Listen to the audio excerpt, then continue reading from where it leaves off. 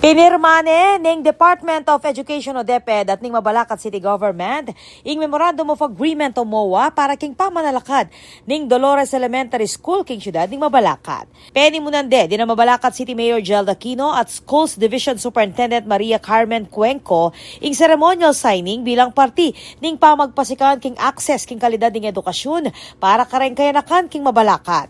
Lalam ning pamikasundo magsadyay ing Mabalacat City LG yung pondo para king pamanalakad ng school building, pamanyaling educational facilities, gamit at instructional materials, agamitan na ring mestra at ring estudyante. Makasulat mo naman king MOA na balaos na yung suporta ng LGU ing operasyon ng Dolores Elementary School kapamilatan ng Special Education Fund.